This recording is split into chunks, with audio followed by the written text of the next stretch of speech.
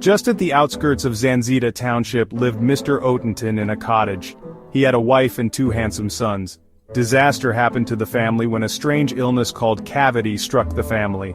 Mrs. Otenten and her two sons died, leaving Mr. Otenten living alone in the cottage. He was lonely and went in and out of the cottage with no one to talk to. One day, Mr. Johnson, who used to pass the cottage, realized that Mr. Otenten was lonely and rang the doorbell to check on him.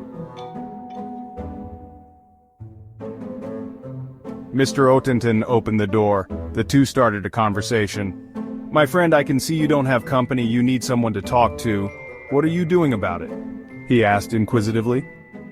"I haven't thought about it, but in the meantime I don't need anyone. I rescued a dog a while ago, it looks alright and needs a home. Will you like to have him?" Mr. Otenten has no knowledge about dogs and have never lived with animals, so he was reluctant to take the dog.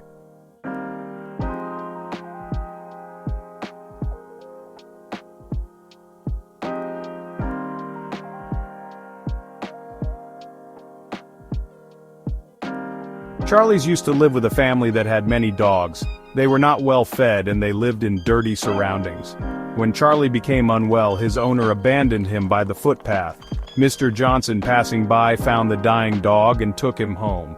He washed and gave him food. He then took him to the vet and was given some injections, and he was back on his feet. He was a handsome youngster. He had black and white furs and bushy tail. His big black eyeballs made people fall in love with him at a glance. He played with the children and seemed to understand human commands. "I will bring Charlie tomorrow for you to know him," Mr. Johnson suggested. This is to see if Mr. Otenten and Charlie were compatible. The thought of having a dog for the first time was frustrating. He wouldn't know what to do with him. Mr. Johnson took Charlie the dog to Mr. Otenten as promised. As the two walked in, Mr. Otenten pulled his face, uncertain that taking a dog may not be the best thing for him. "Your friend is here. We call him Charlie, but you can give him the name you prefer," Mr. Johnson announced pleasantly, showing the dog. The dark shiny eyes were so friendly, as if to said, "You will be my best friend." He was huge hair covering his face, as if the dog could read Mr. Otenten's mind. He kept his stare, breathing heavily, showing a bright large tongue. "Oh, he looks so beautiful, but can I look after him?" "Just give him a chance, my friend." Mr. Johnson handed Mr. Otenten a booklet. Mr. Johnson said and left.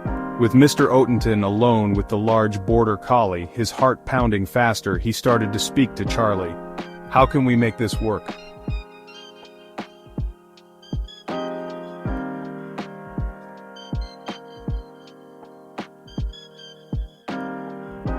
he asked, as if expecting a response. Just then, Charlie got into the sofa and coiled himself comfortably on Mr. Otenten's laps. Mr. Otenten started stroking the furs of Charlie.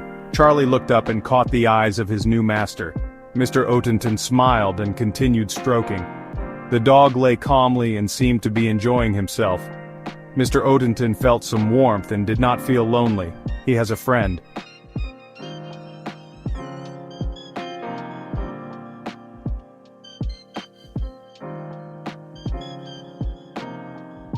There are other things he has to know.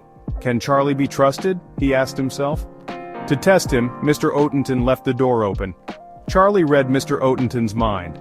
Charlie went round the cottage and came back breathing pleasantly and wagging his tail. Mr. Otenten began to rustle his friend. As days went by, the two had developed a strong bond, the dog trusting his friend and Mr. Otenten trusting Charlie.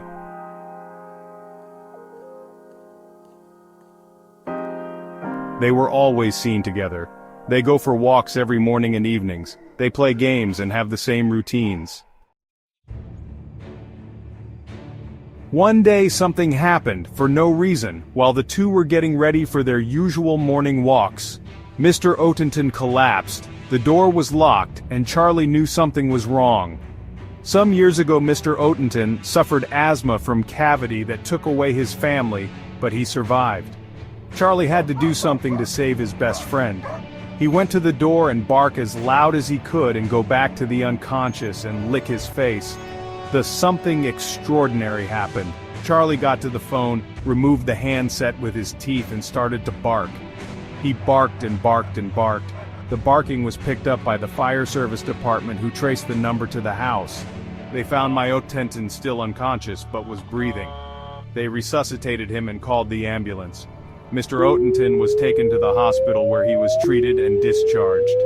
Charlie got Mr. Otenten breathing with the sniffing and licking his face. He saved Mr. Otenten's life.